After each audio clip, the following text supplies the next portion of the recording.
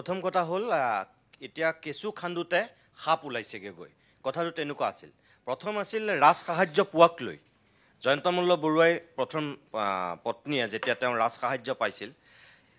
হেতুক লৈ গোটেই আমি বাতৰি কৰিছিলোঁ আৰু তাৰপিছত তেওঁই সেই ৰাজ সাহায্য লাভ কৰি কেনেকৈ তেওঁ দুগ্ধ পাম চলাই আছিল কেনেকৈ তাত গীৰ গাই আছিল সেই কথাটো প্ৰথম তেওঁই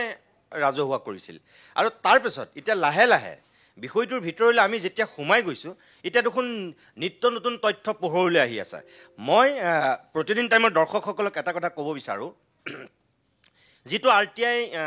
তথ্যৰ কথা তুমি ক'লা তাৰ বাহিৰেও দুটা তথ্য গৰুখুটি প্ৰকল্পৰ ফালৰ পৰা দিয়া হৈছে আৰু কালি যিটো মন্ত্ৰী জয়ন্তমল্ল বৰুৱাই নিজে দুবাৰ কাৰণে লগতে বাকী সকলোকো দুবাই পেলাই তেওঁ যি ৰাজহুৱা কৰিছে যে তেওঁই অকল নহয় স্বয়ং বিজেপিৰ ৰাজ্যিক সভাপতিয়ে দুটা গীৰ গাই লৈছিল তাৰপিছত জোনাই বিধায়ক ভুৱন পেগুৱে 10জনী গীৰ গাই লৈছিল গহপুৰৰ বিধায়ক উৎপল বৰাই 4জনী গীৰ গাই লৈছিল কমলপুৰৰ বিধায়ক দিগন্ত কলিতাই 2জনী গীৰ গাই লৈছিল আৰু তেওঁ জয়ন্তমল্ল বৰুৱাৰ ফাৰ্মে 20জনী গীৰ গাই লোৱা বুলি কৈছিল ইয়াত 5জন জনপ্ৰতিনিধি আছে তালিকাখনত 9জনৰ নাম আছে এজনৰ নাম দুবাৰ আছে বাবুল নাথ এতিয়া কথা হ'ল যে RTI তথ্যটো তেওঁলোকে কৈছে যে জনপ্ৰতিনিধিক দিয়া হৈছিল কালি স্বয়ং মন্ত্ৰীয়ে কৈছে যে আমি জনপ্ৰতিনিধিয়ে আমি ময়ে নহয় আনেকা লোৱা হৈছিল মোৰ প্ৰশ্নটো হ'ল এই বাবুল নাথ বোলাজন কোৰ জনপ্ৰতিনিধি তেওঁৰ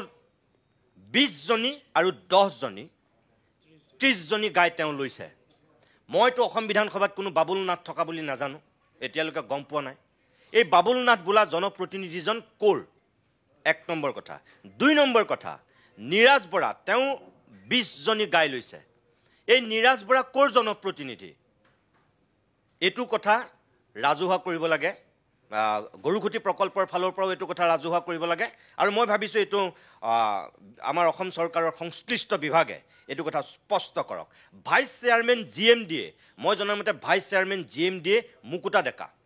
মুকুতা ডেকাই দুগৰাকী গীৰ গাই লৈছে মুকুতা ডেকা কোৰ জনপ্ৰতিনিধি এই যে বাবুল নাথ নিৰাজ বৰা আৰু GMDৰ চেয়াৰমেন বুলি ইয়াত লিখি থৈছে এওঁলোকতো কোনো জনপ্ৰতিনিধি নহয় এওঁলোকক জনপ্ৰতিনিধি বুলি কিয় ভৰোৱা হ'ল তাৰ মানে এই MLA কেইজনৰ লগতে মন্ত্ৰীৰ লগতে এই বাকী সোপাও আমি এতিয়া অনুসন্ধান কৰিছোঁ কিছু তথ্য আহিছে মই এতিয়া নকওঁ বাবুল নাথ কাৰ মানুহ খবৰ এটা আহিছে তেওঁ সন্দৰ্ভত কিছু কথা গম পোৱা গৈছে এইটো মই সময়ত কম এতিয়ালৈকে প্ৰকৃত তথ্য যিহেতু স্পষ্ট হোৱা নাই গতিকে এতিয়া মই নকওঁ কিন্তু অনুসন্ধান চলি আছে আৰু আমি ক'ব পাৰিম অলপ সময়ৰ পিছতে চাগে আমি ক'ব পাৰিম মোৰ প্ৰশ্নটো হ'ল এতিয়া ইয়াত কালি জয়ন্তমল্ল বৰুৱাই কৈছিলে 66,000কে তেওঁলোকে প্ৰতিটো গৰুৰ বাবদ মানে প্ৰতিগৰাকী গাই বাবদ তেওঁলোকে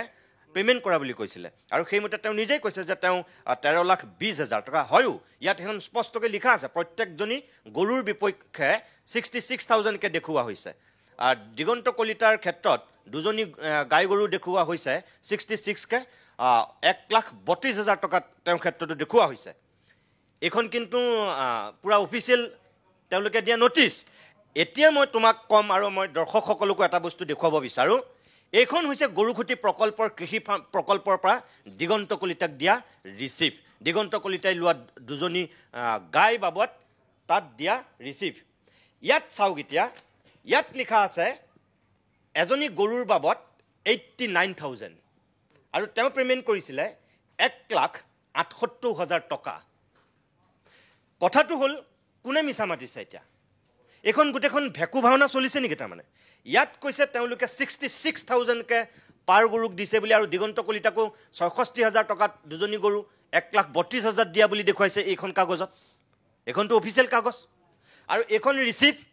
দিগন্ত কলিতাক দিয়া এই ৰিচিভত আছে 89,000 পাৰ গৰু আৰু ইয়াত দিছে 1,68,000 টকা এখন কি তাৰমানে এখনটো একে গৰুখুটি বহুমুখী কৃষি প্ৰকল্পৰ ৰিচিভ হয় এইটো দিগন্ত কলিতাক দিয়া ৰিচিভ এখন মই বনাই লোৱা ৰিচিভ নহয় এই যে ইয়াত ব্যাপক ৰূপত যে এখন দুৰ্নীতি হৈছে একম খেলিমেলি যে হৈছে এটো স্পষ্ট হৈছে এই তথ্যটোৰ পৰা 2 নম্বৰ কথাটো যে তেওঁলোকে 300 গাই অনা বুলি কৈছিল আমি ইতিমধ্যে যেটো তথ্য দেখুৱাইছো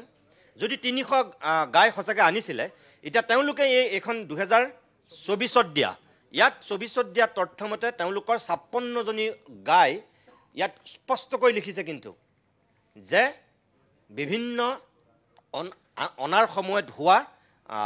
যেটো ভায়োলেশন সেই ভায়োলেশনৰ কাৰণে 56 জনী গাই মৰিলে ইয়াৰ আগলৈকে কিয় কোৱা হোৱা নাছিল 56 জনী গাই মৰিছে বুলি কোনবাই কৈছিলে নেকি আৰু যদি ভায়োলেট কৰা হৈছিল ৰুলছটো যদি ব্ৰেক কৰি এই গাইখিনি অনা হৈছিল বিজেপিয়ে তো গোমাতাৰ কথা কয় বা পূজা কৰে আমি গৰুক কিমান শ্ৰদ্ধা কৰোঁ সন্মান কৰোঁ গৰু বিহুৰ দিনা আমি গৰুক গা ধুৱাই আমি নুৱাই সেৱা কৰোঁ সন্ধিয়া সময়ত মোটামুটি এই 56 জনী গাই মৰি গ'ল আৰু মনে মনে আছে এইটো ধেমালি কথা নেকি তাৰ পাছত তেওঁলোকে ঘূৰাই দিয়া বিভিন্ন কাৰণত তেওঁলোকে চাৰিটা দিনত দেখুৱাইছে 11/11/2022 12/11/2022 15/11/2022 17/11/2022 ইয়াত এবাৰ দিছে 24 জনী এবাৰ দিছে 48 জনী এবাৰ দিছে 42 জনী এবাৰ দিছে 40 জনী অৰ্থাৎ 154 গৰাকী গাই তেওঁলোকে ঘূৰাই পঠিয়াইছে 154 আৰু এফালে 56 জনী গাই যদি আমি হিচাপ কৰোঁ তেনেহ'লে 210 জনী গাই মৰিলে আৰু ঘূৰাই পঠিয়ালে এই 210 জনীত সোমাই আছে আৰু থাকিল 90 জনী দেখোন এওঁলোকৰ মাজত এয়া ভাগ বতৰা হৈয়ে গ'ল গৰুখুটিতটো গাই থাকিব নালাগে তেতিয়াহ'লে আমাৰ পুলকে এতিয়া গৰুখুটিত গৈ পেলাই কৈছে যে তাত 50 জনীমান গাই আছে গিৰ গাই আছে এতিয়া তাত যদি গিৰ গাই 50 জনী আছে ইয়াৰ হিচাপ মতে যদি 154 জনী ঘূৰাই দিলে 56 জনী যদি মৰিলে 90 জনী এই এমএলএ মন্ত্ৰীৰ এখোপাৰ মাজত ভাগ বতৰা হ'ল গৰুখুটিতটো এজনীও গাই থাকিব নালাগে তেনেহ'লে তাৰ পৰাই 50 জনী গাই ক'ৰ পৰা আহিলে এই যেটো ৰহস্য এই ৰহস্যটো মই ভাবো গৰুখুটি প্ৰকল্পই স্পষ্ট কৰিব লাগে আৰু আমাৰ সংশ্লিষ্ট এই ভেটেনেৰি ডিপাৰ্টমেণ্টটো এটো স্পষ্ট কৰাটো প্ৰয়োজন আসলতে এখন কি নাটক চলিছে এখন কি বেপাৰ চলিছে আৰু আটাইতকৈ ডাঙৰ কথা ইমান দিন আমি সৰু সৰু গৰু চুৰবিলাকক ধৰি আছিলো নিউজ কৰিছিলো পুলিচে ধৰি আছিল সিন্ডিকেটৰ আমি বাতৰি কৰি আছিলো এতিয়াতো হিমন্ত বিশ্ব শৰ্মাৰ মন্ত্ৰীসভাত গৰু চুৰ ওলাই গ'ল অসম বিধানসভাত এতিয়া গৰু চুৰ ওলাইছে এইটোতো বৰ ডাঙৰ কথা এই গৰু চুৰ খোপাৰ বিৰুদ্ধে এতিয়া কি ব্যৱস্থা লোৱা হ'ব এইটো কিন্তু আসল কথা আৰু আমি মাননীয় মুখ্যমন্ত্ৰী হিমন্ত বিশ্ব শৰ্মাক আমি আহ্বান জনাইছো এইটোৰ ক্ষেত্ৰত তেওঁ দৃষ্টি দিয়ক এখন নাটক চলিছে বজাৰ চলিছে বেপাৰ চলিছে এই বেপাৰখনৰ তেওঁ উচিত তদন্ত কৰক আৰু এখন অসমৰ জনসাধাৰণক স্পষ্ট কৰক কাৰণ গৰুখুটি প্ৰকল্পক লৈ বহুতখিনি ইয়াৰ পূৰ্বে ধুমুহা হৈছে নাজানো এটো সঁচা মিছা সময় ক'ব এই যে তেওঁলোকে 56 জনী গাই মৰা বুলি কৈছে বিভিন্ন হেৰিয়াত তাত দুটা দিশ আছে যদি সঁচাকৈ অনাৰ সময়ত গাইখিনিয়ে পোৱা কষ্টৰ কাৰণে যদি মৃত্যুমুখত পৰিছে সেইটো এটা জঘন্য পাপ এটো এটা খুব বেয়া কাম কৰিছে কাৰণ তেনেকেতো গৰু আনিব নালাগিছিল ইমান কষ্ট কৰি কিয় আনিছিলে গৰুখিনি এক নম্বৰ কথা দুই নম্বৰ কথা এই গাইখিনি নমৰিবও পাৰে এটো মিছা নাটকো হ'ব পাৰে এই মৰা বুলি দেখুৱাই এই গাই খোপাই ভাগ বতৰা কৰি পেলাই হয়তো এই যে 20 জনী দেখুৱাই পেলাই এতিয়া যে জয়ন্ত মল্লৰ বৰুৱাৰ তাত যে এই 60-70 জনী আছে বুলি তেওঁ কৈছে তেওঁটো তেলকা স্পষ্ট কৰা নাই বাকি গাইখিনি তেওঁ তাত কোৰ পৰা আহিলে এই 56 জনী মৰা বুলি যে কৈছে এই মৰাখিনি দেখুৱাই পেলাই যদি সেই গায়ে গৈ তাত সোমাইছেগে এইটোতো ডাঙৰ গৰু চুৰ তেতিয়া হলে এই কথাটো তদন্ত হ'ব লাগে তেওঁ কক তেওঁটো 20 জনীহে ইয়াৰ পৰা নিছিলে তেওঁ তাত নিজে কৈছে নহয় তেওঁ 60-70 জনী গাই আছে বুলি তেওঁটো এটা আমাক কেমেৰা সোমাবলৈ নিদিলে তেওঁটো মাতিছিলে আমিতো সাংবাদিক পঠিয়াইছিলো তেওঁ কিয় সোমাবলৈ নিদিলে ক'ত গণ্ডগোলটো আছে